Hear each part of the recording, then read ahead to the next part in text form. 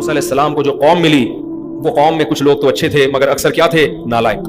غلامی کی وجہ سے نا نالائق بن گئے, بہت تنگ کیا. تو اللہ ہمیں بنی اسرائیل کے واقعات بتاتا ہے. موسیٰ علیہ السلام نے بنی اسرائیل سے کہا کہ گائے ذبح کرو. بنی اسرائیل نے کہا گائے کیسی ہونی چاہیے؟ بھائی جب انسان کا دل نہیں کر رہا ہوتا نا عمل کرنے کو تو پھر وہ چونو چرا بہت کرتا ہے. کیوں کیوں کیوں سوالات کی ایک طویل فہرست ہوتی ہے اس کے پاس. بھائی اللہ کہہ رہا ہے کر لو, ہر چیز کی لاجک کیوں پوچھ رہے ہو؟ کیا کس قسم کی گائے ہونی چاہیے؟ موسیٰ علیہ السلام نے بتایا اس قسم کی ہونی چاہیے. کلر کیسا ہونا چاہیے؟ اگلا سوال تھوڑی ایسا کلر ہونا چاہیے. اے موسیٰ اس طرح کے تو بہت سارے کلر ہوتے ہیں, ابھی بھی سمجھ میں نہیں آ رہا کیسا ہونا چاہیے. بڑی مشکل سے جا کے ذبح کیا گائے کو, تو ہر جگہ پریشان کیا. لیکن بہرحال بنی اسرائیل میں اچھے لوگ بھی تھے, ان کا بھی اللہ نے تذکرہ بیان کیا. آج کے رکوع میں اللہ تعالیٰ نے فرمایا الم تر الی الملأ من بنی اسرائیل من بعد موسیٰ. موسیٰ علیہ السلام کے بعد نا بنی اسرائیل میں کئی عرصے کے بعد جا کے بنی اسرائیل میں ایک پیغمبر پیدا ہوئے. ان پیغمبر نے حکم دیا اپنی قوم کو کہ فلاں قوم نے تم پہ ظلم کیا ہے, تمہیں تمہارے گھروں سے نکالا ہے. کئی واقعہ ہے یہ جس کی ہمیں پوری ڈیٹیل نہیں ملتی. تو اب تم اس قوم سے لڑو. اب کیا کرو؟ لڑائی کرو, جہاد کرو اور اپنا علاقہ اپنے قبضے میں واپس لو. نہیں, پیغمبر نے خود نہیں کہا, اس قوم نے کہا پیغمبر سے کہ دیکھیں ہمیں ہمارے فلاں ملک سے نکالا گیا, ہمارے اپنے بچھڑ گئے ہم سے, اس قوم نے ہم پہ ظلم کیا ہے. آپ اللہ سے پرمیشن لیں کہ اللہ ہمیں اس قوم سے لڑنے کی اجازت دے. جہاد کرنا چاہتے ہیں ہم تاکہ اس قوم سے لڑیں اور یہ علاقے ہمارے قبضے میں آ جائیں. وہاں بھی کوئی وظیفوں کا تذکرہ نہیں ملتا کہ بنی اسرائیل نے پیغمبر سے کہا ہو کہ ہمیں اس قوم نے ظلم کر کے چونکہ واپس نکال دیا ہے. اللہ سے پوچھے کوئی ایسا وظیفہ پتہ چل جائے کہ یہ قوم یہ شہر چھوڑ کے نکل جائے اور ہم دوبارہ اس شہر میں آ کے آباد ہو جائیں. بنی اسرائیل میں اتنی سینس تھی کہ اس قوم سے لڑائی اور پھڈے کے بغیر ہم یہ علاقہ واپس بولو نہیں لے سکتے. سمجھتے ہو نا, اسباب اختیار کرنے پڑیں گے. تو نبی نے اپنی قوم سے یہ کہا کہ دیکھو تمہارے ماضی کے حالات ایسے ہیں جس سے پتہ چلتا ہے کہ اگر میں نے اللہ سے جہاد کی اجازت لے لی اور اللہ نے آرڈر دے دیا تو تم لڑو گے نہیں, پھر تم باتیں پھینکنے میں کیا ہو, بولو ماسٹر ہو. تو اس لیے چپ کر کے آرام سے تمیز سے ہنسی خوشی زندگی گزار, کیونکہ حکم آ گیا نا, آرڈر پھر فرض عین ہو جائے گا. ابھی تو ظلم کر کے تمہیں وہاں سے نکال دیا, دنیا میں نقصان ہوا ہے. اگر اللہ نے حکم دیا لڑو پھر نہیں لڑے تو کس کا عذاب آئے گا؟ اللہ. تو چپ کر کے بیٹھے رہو, کیونکہ مجھے امید نہیں ہے کہ تم لڑو گے, تمہارے اندر وہ گٹس نہیں ہے. آج بھی ایسا ہے, بعض لوگ بڑے دعوے کرتے ہیں لیکن پتا ہوتا ہے کہ یہ پھینکنے کے عادی ہیں, جب پڑے گی نا نہیں کریں گے. یہ گدوں پہ بیٹھنے والا تھوڑی لڑ سکتا ہے. بہت سے لوگ جہاد کی باتیں کر رہے ہیں گدے پہ بیٹھ کے نا, ایئر کنڈیشن روم ہے, گدا لگا ہوا ہے پولٹری فارم کے, اس پہ اچھل بھی رہے ہیں اور چائے پی رہے ہیں اور کہہ رہے ہیں یار جہاد کیوں فرض نہیں ہوتا؟ یار جہاد ہونا چاہیے. جہاد اس طرح کے لوگ جہاد وہ کرتے ہیں جو پہاڑوں میں رہتے ہیں. آرمی میں جب ٹریننگ دی جاتی ہے تو آپ جا کے دیکھو نا, دنیا کی ہر آرمی میں, ہماری آرمی میں بھی. میرے دوست جو فوج میں ہیں, آفیسرز ہیں جو انفینٹری میں ہیں, کبھی میں فون کرتا ہوں نا کہاں ہے, کہتے ہیں جی سبی میں بیٹھا ہوا ہوں. کبھی گلگت کے پہاڑوں پہ ہوتے ہیں, کبھی برف میں ہوتے ہیں, کبھی کہاں ہوتے ہیں. مجھے بڑا ایک جذبہ ملتا ہے کہ یار کچھ بھی ہو ہمارے فوجی الحمدللہ ملک کی حفاظت تو کر رہے ہیں نا, اپنی ذمہ داری سے غافل نہیں ہے. پاکستان نیوی ہمارا جانا ہوا, ہم جب جہاز میں گئے الٹیاں لگ جاتی ہیں انسان. نیوی میں جتنے فوجی ہیں, جتنے بھرتی ہو کے آتے ہیں, سب الٹیاں برداشت کرتے ہیں.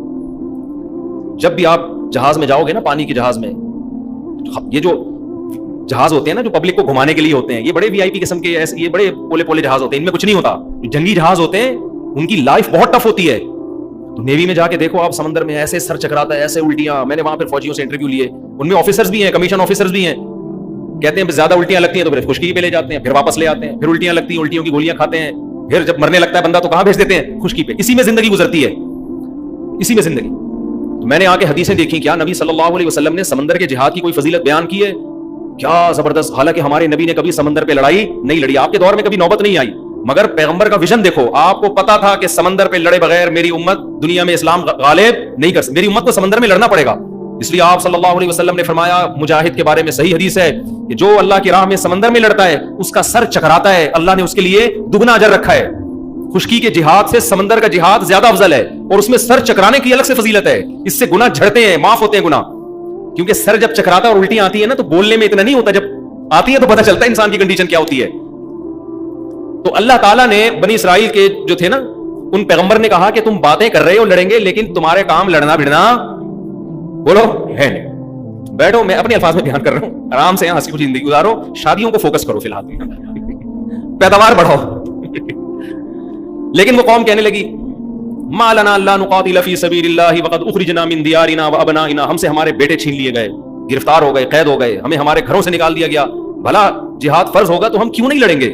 لڑیں گے, آپ اللہ کے آرڈر تو لے کر آئے. ان نبی نے اللہ سے دعا مانگی, اللہ نے وحی نازل کر دی کہ ٹھیک ہے جہاد کی تیاری کرو اور جا کے اس قوم سے لڑو, لڑو گے اللہ تمہیں غلبہ دے گا. اب جس نے یہ جو ہمیں جو اسباق ملتے ہیں نا وہ میں بیان کرتا ہوں, یہ سمجھنے کا ہے. پیغمبر نے اس قوم پہ امیر بنا دیا, کمانڈر بنا دیا طالوت علیہ السلام کو. کس کو امیر بنا دیا؟ حضرت, وہ غریب آدمی تھے, ان کو کمانڈر بنا دیا. اب جس نے نہیں کرنا ہوتا نا, وہ ہر بات میں منفی پہلو نکالتا ہے. قوم کہنے لگی یہ امیر بننے کے قابل نہیں. ارے جب تمہیں بنا دیا امیر, جو ہے جیسا ہے, ہر آدمی سے تھوڑی مشورہ لیا جائے گا. کہنے لگے نہیں, یہ تو غریب آدمی ہے, کل تک تو یہ, جیسے لوگ کہہ رہے ہوتے ہیں نا, کل تک تو یہ سائیکل پہ گھومتا تھا, آج اسی کو ہمارا حاکم بنا دیا ہے. بھائی لوگ کہہ رہے ہوتے ہیں نا, ایک تاجر ہیں بڑے مالدار, مجھے لوگ کہتے ہیں کل تک تو یہ سائیکل پہ گھومتا تھا, آج دیکھو لینڈ کروزر میں گھوم رہا ہے. تو میں نے کہا کیا ہو گیا, اگر اللہ نے کل تک سائیکل پہ گھمایا رکشے میں, آج اس کو لینڈ کروزر میں گھمایا, تو اس میں تکلیف کی کیا بات ہے؟ یہ ضروری ہے کہ جو کل لینڈ کروزر میں گھومتا تھا آج وہی گھومے گا؟ سائیکل سے لینڈ کروزر پہ آنا اسلام میں حرام ہے کہ اللہ نے دے دیے, اس کے دروازے کھول دیے, تو طنز کیوں کر رہے ہو؟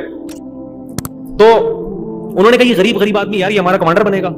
تو پیغمبر نے اس قوم کو کیا کہا, ان اللہ زادکم, وہ کیا ہے, ان اللہ زادکم زاد علیکم فل, کیا ہے بھائی وہ آیت پڑھو یار, ان اللہ اصطفاہ علیکم وزادکم فل بسطۃ فی العلم والجسم. دیکھو ان میں دو خاصیتیں, نالج ان کے پاس زیادہ ہے. نالج سے مراد یہاں جنگ کی نالج. یہاں بھی دیکھو اسباب اختیار کیے جا رہے ہیں. یہ نہیں کہ یہ چونکہ اللہ والے بزرگ ہیں ان کو اٹھا کے کمانڈر بنا دو. آج کل یہ ہو رہا ہے, لوگ دیکھ رہے ہیں نیک آدمی کون ہے, اس کو بنا دو. نیک ہونا الگ چیز ہے, تجربے کار ہونا الگ چیز ہے. کتنی خاندانی بات کی. آج ہم نے ایک مہمان بلائے تھے نا, بڑی زبردست. میں اکثر بیانات میں یہ بات کہتا رہتا ہوں کہ رسول اللہ صلی اللہ علیہ وسلم نے حضرت خالد بن ولید کو کمانڈر بنایا, حضرت ابو ہریرہ کو کمانڈر نہیں بنایا. حضرت ابو ہریرہ کو حدیثیں یاد کرنے پر لگایا, خالد بن ولید کو حدیثیں جمع کرنے پر بولو نہیں لگایا. جس کے اندر جو صلاحیت ہے اس سے وہ کام لیا جا رہا ہے. حضرت بلال کو مؤذن بنایا, آواز اونچی ہے, آواز اچھی ہے, ان کو جنگ میں کمانڈر نہیں بنایا جا رہا. تو ایبلٹی دیکھی جاتی ہے. آج ہماری تباہی کا ایک بہت بڑا ذریعہ یہ بھی ہے کہ فقہا نے تو یہاں تک لکھا ہے کہ جنگ میں دو آدمی ہیں. ایک آدمی وہ ہے جو فاسق و فاجر ہے, گنہگار آدمی ہے, نیک نہیں ہے, جنگ لڑنے کا تجربہ ہے, فائٹ اچھی جانتا ہے. مسلمانوں کا کمانڈر اس فاسق و فاجر کو بنایا جائے گا. دوسرا نیک ہے, پرہیزگار ہے, اللہ اللہ کرتا ہے, تہجد گزار, روزے دار, مگر جنگی تجربہ اس کے پاس بولو نہیں ہے, اس کو کمانڈر نہیں بنا, وہ برباد دے گا. وہ کیا کرے گا؟ وہ اتنا نرم دل ہے اللہ اللہ کرنے کی وجہ سے کہ جب اس کو آپ نے کمانڈر بنایا اور دشمن نے آ کے للکارا تو اس کی کانپیں ٹانگنے لگیں. یا وہ بیچارہ انسپائر ہو گیا ان سے. میں نے بعض نیک لوگ ایسے دیکھے ہیں, ان سے مکھی نہیں ماری جاتی, اتنے نرم دل ہوتے ہیں, ان کے اندر ہی کوالٹی ہے, نرم دل ہے. اب وہ ان سے تلوار, ایک صاحب ایسے بھی تھے ہمارے محلے میں, بہت نیک تھے, قربانی میں ان سے بکرا زبانی ہوتا تھا, ان کو رونا آنا لگتا تھا, یار میں کیسے کاٹوں یار.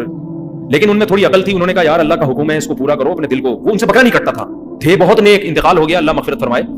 قربانی میں بکرا نہیں کٹتا ان سے نا, رونا آتا تھا ان کو, نہیں کہہ رہے بھائی میرے سے نہیں منظر دیکھا جاتا. نیک تھے, درس قرآن بھی دیتے تھے, اتنے نیک تھے. اب آپ بتاؤ ایسے نیک کو جب آپ کمانڈر بنا دو جس سے بکرا نہیں کٹ رہا, وہ دشمن کی گردن کہاں سے کاٹے گا؟ وہ تو بندوق چلانے سے پہلے وہ سامنے والا کہے گا میرے چھوٹے چھوٹے بچے ہیں, کہے گا یار اس کے تو چھوٹے چھوٹے بچے ہیں, یہ نہیں دیکھ رہا کہ یہ سارے کیا کمارے چھڑے چھاٹے جو ہمارے ساتھ لڑنے کے لیے آئے ہوئے ہیں, یہ بھی تو کسی کے بچے ہیں. تو جنگ کے اصول الگ ہوتے ہیں. تو خیر نبی نے کیا کہا کہ دیکھو یہ جو طالوت ہے نا, اللہ نے ان کو نالج دی ہے, جنگ لڑنے کا تجربہ, جنگی امور. نقشے بھی محمد بن قاسم کے بارے میں تاریخ کی کتابوں میں ہے کہ سندھ کا نقشہ ایک دفعہ اس نے دیکھا ہے ایسے, اور اس نقشے کو دماغ میں انسٹال کیا اور کہاں پہنچا؟ دیبل کے راستے سندھ پہنچائے. کیونکہ اتنے لمبے لمبے صحرا اور سمندر عبور کرنا آسان کام نہیں تھا. اس کے لیے کھوپڑی, پہلے گوگل میپ تھوڑی تھا, آپ کے دماغ کو گوگل میپ والا کام کرنا چاہیے تھا. خیر ان پیغمبر نے کیا کہا, زادکم بسطۃ فی العلم والجسم. اللہ نے ان کو جسامت بھی دی ہے, پرسنالٹی بھی دی ہے, اور نالج بھی. پیسہ سب کچھ نہیں ہوتا. بہرحال جب گھنٹوں قوم کو بٹھا کے سمجھایا ہے تو قوم نے مان لیا کہ جی ہمارے امیر ہیں. اب کیا ہوا, تو جو طالوت علیہ السلام تھے انہوں نے جب فوج کو لے کے چلے ہیں تو چونکہ مجاہدین کی تعداد بہت تھوڑی تھی اور دشمن کی تعداد بہت زیادہ, تو اب اسباب کی دنیا میں فتح ہونے کا امکان نہیں تھا. ایسے موقع پہ لڑنا جائز نہیں ہے, لیکن اللہ نے چونکہ مدد کا وعدہ کیا تھا وحی کے ذریعے, تو لڑنا کیا ہو گیا تھا؟ فرض ہو گیا تھا. جب اللہ نے وعدہ کر لیا, جب اللہ اگر ایک کو بھی لاکھوں سے لڑوا دے, تو جب اللہ حکم دے تو پھر تھوڑی دیکھا جائے گا کہ اسباب ہیں یا نہیں. نارملی شریعت نے حکم دیا ہے کہ اگر آپ کے پاس لڑنے کی طاقت نہیں ہے تو آپ لڑائی کا پنگا بولو نہ لیں. یہ جہاد نہیں ہے کہ ہے کچھ بھی نہیں اور پھڑ جاؤ, یہ کر دو وہ کر دو. یہ ہمیں نبی کی سیرت سے نہیں پتا چلتا. تو پھر کیا ہوا ہے کہ جب وہ, تو اب اسباب کی دنیا میں کمزور تھے, تو اب اللہ نے ان کو حکم دیا, حضرت طالوت کو کہا کہ میں آپ کی قوم کو آزماؤں گا. ان کو شدید پیاس لگے گی, جب اسباب نہیں ہے تو تقوی کی بیس پہ لڑیں گے نا, تو اب میں ان کے تقوی کا امتحان لوں گا. شدید پیاس لگے گی, لیکن دریا سے پانی پینے کی کسی کو اجازت نہیں سوائے ایک آدھ چلو کے. اگر پانی پی لیا تو اللہ ان سے नाराज हो जाएगा, फिर इनको फतह नहीं मिलेगी। ये अल्लाह की तरफ से आजमाइश थी। कुरान क्या कहता है, फशरिबू मिन्हु इल्ला कलीलम मिनहुम, ज्यादातर ने पिया, थोड़े से लोग थे जिन्होंने नहीं पिया। उनमें हजरत दाऊद अलैहिस्सलाम भी थे जिनको अभी तक नबुव्वत नहीं मिली थी, उनको अभी नबुव्वत मिली नहीं थी। ज्यादातर ने पी लिया, थोड़े से लोगों ने नहीं पिया। तो अब अल्लाह की मदद तो हट गई ना, लेकिन उन थोड़ों सौ के साथ अल्लाह की मदद। मुकाबला के लिए फौजें सामने आके खड़ी हुई हैं, इतनी बड़ी फौजें, और उनका कमांडर था, उसका नाम था जालूत। इधर मुसलमानों का कमांडर का नाम था तालूत, उनके कमांडर का नाम था जालूत। तो जिन्होंने पानी पिया था ना, इन्होंने इतना बड़ा लश्कर देख के अपने कमांडर से कहा, ला ताक़त लना अल-यौम बिजालूत व जुनूदी, जालूत और उसके लश्कर से लड़ने की हम में ताकत नहीं हो सकता भाई। हिम्मतें पस्त। आपको पता है किसी फौज की हिम्मत लड़ाई से पहले पस्त हो जाए, वो पावरफुल होने के बावजूद भी फतह नहीं। हमारे हजरत ने यहां लिखा है कि देखो, इससे पता चलता है कि जो अल्लाह की राह में लड़ने वाले लोग हैं ना, उनके लिए गुनाह करना बहुत खतरनाक है। गुनाह करने से हिम्मतें क्या हो जाएंगी, पस्त। गुनाह करने से फिर लड़ाई की मोटिवेशन नहीं मिलती आपको।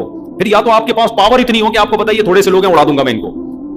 बराबर कभी मुकाबला होगा ना। अगर मुसलमान गुनाह कर रहा है, आपकी फौज में मुजाहिदीन में गुनाह करने वाले लोग हैं, आपकी हिम्मतें पस्त हो जाएंगी। यही हुआ उस कौम के साथ। उनकी हिम्मतें क्या हो गई, पस्त। जिन्होंने पानी पिया था, जिन्होंने नहीं पिया था, उनकी हिम्मतें पस्त नहीं हुई। वो अपनी कौम को समझा रहे हैं, कम मिन फियतिन कलीलतिन। देखो, बहुत दफा हिस्ट्री उठा के देखो, ऐसा हुआ है, बहुत थोड़ी और कमजोर जमातों ने बड़ी बड़ी ताकतवर जमातों को अल्लाह के हुक्म से शिकस्त दी है। जब हम अल्लाह के हुक्म पे आए हैं तो अल्लाह हमें रुसवा नहीं करेगा, अल्लाह हमें फतह देगा। तो कुरान कहता है फिर जब लड़ाई शुरू हुई है ना, तो इतना बड़ा ये तो भाग गए पतली गली से। ये जो जिन्होंने पानी पिया था ना, इनकी हिम्मतें पस्त, और ये पतली गली से निकल गए। अब जो थोड़े से लोग बचे, उनकी आजमाइश डबल हो गई कि नहीं हो गई? तो और आजमाइश है भाई। आपके अपने लोग भाग गए, उनको तो अल्लाह ने क्या सजा दी होगी उसका कुरान में तज़किरा नहीं है। हदीस कुरान में तो ये पता चलता है कि जो मैदान जंग से भागता है तो बहुत बड़ा अजाब है उसके लिए क़यामत के दिन। उस पर अल्लाह का गजब है, उस पर अल्लाह की लानत है, क्योंकि वो खुद नहीं भाग रहा, वो दूसरों का जज्बा भी खराब कर रहा है। वो इतना बड़ा जुर्म है मैदान जंग से भागना। जो अकबरुल कबायर है ना, अकबरुल कबायर, उन अकबरुल कबायर में उलमा ने मैदान जंग से भागने को लिखा है कि अगर आप मैदान जंग में अपने साथियों को अकेला छोड़ के भाग जाते हैं, डटना है आपने, वहां पे रहना है। तो वो थोड़े से लोग थे, उनमें हजरत दाऊद भी थे जिनको नबूवत नहीं मिली थी। तो कुरान कहता है कि जब लड़ाई शुरू हुई है तो ये थोड़े से मुजाहिदीन ने अल्लाह से दुआ मांगी। क्या दुआ मांगी? वो दुआ पढ़ते हुए बड़ा मजा आता है। रब्बना अफरिग अलैना सब्रन वसब्बित अक़दामना वंसुरना अलल कौमिल काफिरीन। ऐ अल्लाह, हम पे सब्र उंडेल दे। अजीब अल्फाज हैं ये। नहीं कि अल्लाह हमें सब्र की तौफीक दे दे, अल्लाह सब्र की तौफीक से काम नहीं चलेगा। उंडेलना किसे कहते हैं अरबी में? फरागत से ये लफ्ज निकला है, फरागत, इफराग। फरागत किसे कहते हैं? किसी चीज को किसी चीज से फारिग कर देना। बाल्टी में जब पानी होता है ना, तो जब आप यूं करके उंडेलते हैं तो वो पानी से 2 मिनट में क्या हो जाती है? फारिग। इसलिए उंडेलने के माने में इफराग का लफ्ज आता है, अफरिग, उंडेल। एक होता है पानी पाइप से डालना, इसमें थोड़ा पानी आता है। एक होता है पानी का छिड़काव करना। सबसे ज्यादा पानी कब आता है? जब आप बाल्टी लेके किसी के सर पे उंडेल दें। गोया वो सब मुजाहिदीन दुआ मांग रहे हैं, ऐ अल्लाह, इतनी बड़ी कौम से हमारी लड़ाई है, थोड़ा बहुत सब्र नहीं चाहिए? हम भाग जाएंगे, हमारे कदम उखड़ जाएंगे, हम नहीं लड़ सकते। हम अपनी तरफ से पूरी हिम्मत करेंगे, लेकिन तूने हमें तौफीक देनी है। और क्या तौफीक देनी है? अफरिग अलैना सब्रन। बाल्टियां सब्र की भर भर के हमारे ऊपर उंडेलना शुरू कर दे। ये तो जिन लोगों ने जंग का मंजर देखा है ना, उनको पता है कि दुश्मन ताकतवर हो तो मैदान जंग में टिकना आसान काम नहीं होता। लाशें लोग उठा रहे होते हैं अपने यारों की, किसी का हाथ टूट रहा है, किसी के चीथड़े उड़ रहे हैं, किसी की आंख जाया हो रही है, किसी के पांव वहां पड़े हुए हैं। जब धमाके होते हैं ना, ये आसान काम थोड़ी होता। पहले तो दू बदू तलवारों से लड़ाई होती थी। इतनी ताकतवर कौम के मुकाबले में जब आके खड़े हुए तो अल्लाह से दुआ मांग रहे हैं, अल्लाह हम तो लड़ेंगे, लेकिन हम अपनी ताकत पे हमें और अपनी हिम्मत पे हमें नाज नहीं है। तू क्या कर, अफरिग अलैना सब्रन, सब्र की बाल्टियां भर भर के हमारे ऊपर उंडेल दे, वसब्बित अक़दामना, और हमारे कदमों को जमा दे जमीन के ऊपर, पीछे ना पलटने पाए हम, कुछ भी हो जाए। वंसुरना अलल कौमिल काफिरीन। और ये लोग जो तेरे मुनकिर हैं, ये तुझे नहीं मानते हैं, हम तो तुझे मानते हैं, तो उनके कुफ्र का भी वास्ता दिया जा रहा है, अपने ईमान का भी वास्ता दिया। अल्लाह, ये तेरे मानने वाले नहीं है, ये तेरे ऑर्डर पे हमसे नहीं लड़ रहे, और हम इनसे जो लड़ रहे हैं किसके ऑर्डर पे? तेरे ऑर्डर पे लड़ रहे हैं। तो आज हम तुझे इसका भी वास्ता दे रहे हैं कि हम तेरे हैं और ये तेरे नहीं है। कुरान क्या कहता है? फहज़मूहुम बिइज़्निल्लाह। अरबी में फा का लफ्ज आता है फौरन, जब कोई काम होता है ना, फौरन। इन्होंने ऐसी हिम्मत दिखाई, ऊपर से अल्लाह ने फरिश्तों को हुक्म दिया कि सब्र की बाल्टियां भर भर के इनके ऊपर उंडेलो, फेंको, और इनके कदमों को मीखों से जमीन में ठोक दो, पीछे ना उखड़ने पाएंगे। ये तो तशबीहात हैं। तो कुरान क्या कह रहा है? ऐसी हिम्मत से लड़े हैं, फहज़मूहुम बिइज़्निल्लाह, अल्लाह के हुक्म से इतनी ताकतवर जमात को शिकस्त दे दी। और जो उनका सबसे बड़ा कमांडर था ना, तालूत। देखो, जब बड़ी बहादुरी की जंग होती है तो हर आदमी चाहता है कि क्रेडिट मुझे मिले, काम मुझे कुछ भी करना ना पड़े। ये 2 नंबर लोग होते हैं ना, वो ये चाह रहे होते हैं, नाम हमारा है, तस्वीरें खिंचवाने सबसे आगे आ जाएंगे। सही देखा होगा आप लोगों ने। लेकिन जिनको अल्लाह की रजा की फिक्र होती है वो इन चीजों की परवाह नहीं करते। तो कुरान कहता है इन लड़ाई करने वालों में जो थोड़े लोग, एक तो बनी इसराइल वैसे नालायक, फिर जो लड़ने के लिए आए वो और थोड़े, उनमें से भी ज्यादातर भाग गए। तो जो थोड़े से बचे होंगे वो कितने मुकद्दस लोग होंगे कि नहीं होंगे। और उन थोड़ों सौ में भी बहुत सौ की कोशिश तो ये होगी कि भाई इस जंग में बस किसी तरह हमें फतह मिल जाए, ये भी गनीमत है। लेकिन जिसका ये जज्बा होगा कि फतह नहीं, मैं वो काम करके जाऊंगा जो किसी ने नहीं सोचा, वो क्या है, इनका जो सबसे बड़ा कमांडर है ना जालूत, मैं उसको कत्ल करूंगा। ये कितना बड़ा जज्बा होगा कि नहीं होगा। ये जज्बा किसमें था? हजरत दाऊद में। कुरान कहता है वक़तल दाऊद जालूत, दाऊद अलैहिस्सलाम ने तो ताक़ुब किया, क्योंकि जालूत के इर्द गिर्द सबसे ज्यादा बहादुर लोग थे, वो खुद ही बड़ा बहादुर। तो दाऊद अलैहिस्सलाम ने ऐसी महारत से लड़ाई की है कि जाके जालूत को कत्ल कर दिया। ये वजीफों की बेस पे नहीं हुआ, इसके लिए तैयारी थी, ट्रेनिंग थी। आज हमारे यहाँ बुजुर्गी का तस्वुर देखो क्या है। बुजुर्ग की डेफिनेशन ये है कि जो ना चल सकते हो, बैठ जाएं तो पुलिस आके उनको उठाए। इतने नेक आदमी हैं, समझ रहे हो, इतने नेक हजरत लेटते हैं, उठ ही नहीं पाते, इतने नेक, चल ही नहीं सकते। मैं तो कोई बुजुर्ग नहीं हूं भाई, मैं तो बहुत ही गुनाहगार आदमी हूं। अब तो मैं थोड़ा सुस्त हो गया। मुझे याद है पहले मैं वुजू करने आता था ना, 1 मिनट होता था, लोग देख रहे हो तो इमाम साहब मार्केट से शार्ट है, अचानक मैं मुसल्ले पे होता था ना, तो लोग कहते किस टाइप का इमाम है यार। लोगों के जहन में इमाम का तस्वुर ये था, खरामा खरामा अपने घर की सीढ़ियों से चलते हुए आ रहे हों, 4 आदमी हजरत को धक्का देके चला रहे हों, एक ने हजरत का नाड़ा उठाया हुआ हो, दूसरे हजरत ने पांचे उठाए हुए हों, ठीक है ना, और फिर ऐसे आए। और अजीब सा एक हमारे यहाँ जो पीर होते हैं ना, जाहिल पीर, पीरों की 2 किस्में, सही पीर भी होते हैं और एक 2 नंबर पीर। 2 नंबर पीरों को आप जाके जरा देखो, खा खा के तोंदे निकली हुई है। एक तोंद कुदरत की तरफ से होती है। मैं बार बार कहता हूं, किसी का मोटा पेट देखकर उससे बदगुमान होना जायज नहीं है, ये नेचुरल भी होता है। मैंने बड़े बड़े उलमा देखे हैं, बहुत कम खुराक है लेकिन उनका पेट बहुत निकला हुआ है, ये कुदरत की तरफ से है। ये बात सहाबा में भी था, ताबीईन में भी था, मुहद्दिसीन में भी था, आज भी है। डाइटिंग करते हैं, कम खाते हैं, लेकिन ये कुदरत ने उनको वजन ज्यादा दिया है। लेकिन एक तोंद वो होती है जो फोड़ फोड़ के निकलती है। हदिये, नजराने, बकरे, दुम्बे इतने खाते हैं यार। तुम खुदा के बंदे कभी रोजा भी रख लिया करो, अल्लाह के बंदो। पीर जुमेरात का रोजा सुन्नत है, याम 20 का कभी तो कुछ कम करो। कुरान दाऊद अलैहिस्सलाम की तारीफें कर रहा है, ऐसी बहादुरी से लड़े। तो क्या दाऊद अलैहिस्सलाम माज़अल्लाह ऐसे होंगे कि चला नहीं जा रहा, बैठा नहीं जा रहा? सलमा इब्ने अकवा रज़ी अल्लाह ताला अन्हु सहाबी रसूल है, घोड़े से तेज दौड़ लिया करते थे, घोड़े से तेज। और आज हमारे यहां मजहब का तस्वुर क्या बन चुका है, जितना बड़ा पोस्ती सुस्त होगा उतना नेक होगा। दम करा रहे होंगे लोग उससे क्या करवा रहे होंगे? दम करवा रहे हो। और अगर कोई जॉगिंग कर रहा है, घुड़सवारी कर रहा है, भाग रहा है, दौड़ रहा है, चुस्त है, हिल रहा है, जुल रहा है, फजूल किस्म का आदमी, बुजुर्ग तो ये हो ही नहीं सकता। तो ये इस्लाम का क्या कॉन्सेप्ट हमने दिमाग में बिठा लिया है। इस्लाम तो आपको फजर के लिए क्यों उठा रहा है? सुलाने के लिए थोड़ी उठा रहा है। भाई ये टाइम है उठने का। कामयाब कौमें सुबह के वक्त उठा करती हैं, नाकाम कौमें 12-12 बजे सो के उठती हैं। खैर, कहां से कहां बात चली गई। मैं तो जब ये आयतें पढ़ता हूं ना, मैं सोचता हूं यार क्या दाऊद अलैहिस्सलाम की ट्रेनिंग क्या होगी, है भाई, क्या तलवार चलाना और घुड़सवारी जानते होंगे। और दाऊद अलैहिस्सलाम की ये खूबी है कि कुरान ने जितना इबादत का तस्करा दाऊद अलैहिस्सलाम का जिस एहतमाम से किया है, मेरी मालूमात के मुताबिक किसी दूसरी शख्सियत का ऐसा तस्करा नहीं किया। इससे पता चलता है कि दाऊद अलैहिस्सलाम जितने बड़े कमांडर थे उतने ही ज्यादा इबादत गुजार भी थे। इबादत भी वैसी थी उनकी। आज अगर कोई लड़ाई के मैदान में आगे होता है तो वो लिबरल बन जाता है, वो मजहब से बिल्कुल दूर, वो नमाज रोजे से गाफिल हो जाता है। तो कुरान कहता है वक़तल दाऊद जालूत, दाऊद अलैहिस्सलाम ने किसको कत्ल किया? जालूत। अल्लाह ने खुश होके आताहुल्लाहुल इल्म वल हिकमा, इल्म भी दे दिया, हिकमत और नबूवत भी दे दी, पैगंबर बना दिया अल्लाह ने। और अब हुक्म दिया आइंदा कमांडर कौन होगा? आप होंगे। अब बनी इसराइल की क़यादत किसके पास आएगी? ये इलेक्शन से सिलेक्शन नहीं हुई। अगर बनी इसराइल में जमहूरियत होती, किसी मखनचू को अपना कमांडर बना देते। ये जमहूरियत जो आजकल मार्केट में चल रही है ना, सही है ना, वो यही चल रही है। जो झूठ बोलता, सबसे ज्यादा नारे लगाता, वही सबसे आगे आता। तो अल्लाह की तरफ से सिलेक्शन थी। दाऊद अलैहिस्सलाम को कमांडर बना दिया, खलीफा बना दिया गया। और दाऊद अलैहिस्सलाम को हुक्म दिया गया कि अब ये कौम फतह हो गई है, अब आपने दीन का झंडा पूरी दुनिया में नाफिज करना है, अब आप जिहाद करेंगे। तो दाऊद अलैहिस्सलाम लड़ते रहे, पूरी जिंदगी लड़ाइयों में गुजरी। कमाल की बात है, दाऊद अलैहिस्सलाम की पूरी जिंदगी 3 चीजों में गुजरी है। शादियां भी दबा के की है, बहुत कसरत से शादियां की। क्यों? नस्ल कसरत से पैदा हो। क्योंकि जंगों में जब इतने लोग शहीद होंगे, ये अगर आपकी ग्रोथ रेशो बढ़ेगा नहीं तो आपकी कौम सिमट सिमट के क्या हो जाएगी? खत्म। पाकिस्तान आर्मी में जो जवान इतनी कसरत से है ना, मुझे एक नेवी के बहुत बड़े कमांडर ने यह बात बताई कि अमेरिका और यूरोप को अपनी आर्मियों में अपनी कौम के जवान भर्ती होने के लिए नहीं मिलते। नहीं आ रही बात? उनको किराए पे दूसरी कौमों के लोग अपनी आर्मी में भर्ती करने पड़ते हैं। किसी दूसरी कौम का आदमी आपकी कौम के लिए उस जज्बे से नहीं लड़ेगा, वो तो किराए पे आया है ना। अमेरिका और इन कौमों में इतने लोग नहीं है, जबकि उन्होंने कहा हमारे पाकिस्तान में क्या है, लाइन लगी हुई होती है सिलेक्शन के लिए, हर आदमी कहता है मुझे भर्ती करो, दूसरा कहता है मुझे भर्ती। ये क्यों है? ग्रोथ रेशो ज्यादा है। अगर ये 2 बच्चों पे आ गए ना हम, तो ये फैसिलिटी हमारी क्या हो जाएगी, खत्म, अस्करी लिहाज से कमजोर पड़ जाएंगे। तो दाऊद अलैहिस्सलाम ने कसरत से, उस जमाने में 4 से भी ज्यादा शादियों की इजाजत थी, खवातीन से माजरत के साथ ऊपर बयान सुन रही है, बोलेंगे फिर आ गया, अब क्या करें, दाऊद अलैहिस्सलाम ने की थी तो मेरा क्या कसूर है इसमें। दाऊद अलैहिस्सलाम ने बहुत कसरत से शादियां की, बहुत कसरत से, तमाम आसमानी किताबों में इसका तस्करा मिलता है। 3 काम कसरत से, 1 लड़ाई। फिर अल्लाह ने खुश होके ना आपके हाथ में लोहे को नरम कर दिया कि अब आप लोहा जिधर चाहेंगे मुड़ जाएगा। आप जिरहे बनाएं, कुरान कहते हैं वक़द्दिर फिस्सर्द, जंगी टोपियां बनाएं। दाऊद अलैहिस्सलाम खुद अपने हाथ से जंगी टोपियां बनाते थे और जंगी लोहे के लिबास बनाते थे, तलवार उस पर असर न करे।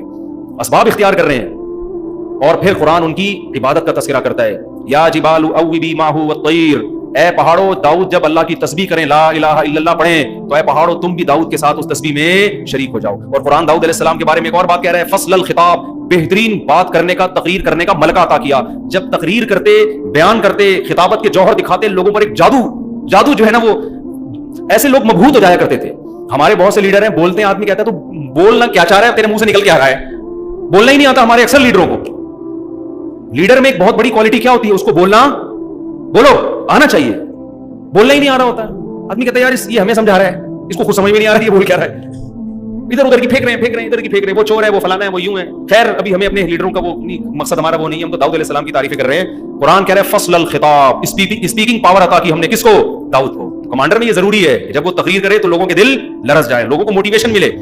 दाऊद अलैहिस्सलाम तकरीर करते, आवाज इतनी खूबसूरत अल्लाह ने दाऊद अलैहिस्सलाम को अता फरमाई कि जब वो ज़बूर की तिलावत किया करते थे, वत्तैर महशूरतन, अल्लाह फरमाते हैं परिंदे उनकी आवाज के गिर्द आके इकट्ठे हो जाया करते थे। इतनी खूबसूरत आवाज में तिलावत करते कि परिंदे इकट्ठे होकर सुनते, पहाड़ उनके साथ ला इलाहा इल्लल्लाह की सदाएं बुलंद करते।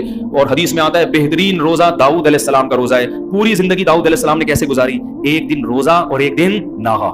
एक दिन रोजा, एक कंटिन्यू क्यों नहीं रखे, सेहत खराब हो जाएगी, आगे लड़ना भी है, समझ रहे हैं। एक दिन रोजा, एक दिन नाहा, एक दिन पूरी जिंदगी हजरत दाऊद अलैहिस्सलाम का ये मामूल था। रात को 3 हिस्सों में तकसीम किया हुआ दाऊद अलैहिस्सलाम ने। हदीस में आते ये बात रिवायात में है कि दाऊद अलैहिस्सलाम ने रात के 3 हिस्से, एक हिस्सा खुद इबादत करते, सो जाते, घर वालों को जगाते, बच्चों को जगाते, इस तरह से 3 हिस्से, पूरा घर रात को किसमें मशगूल होता था, इबादत।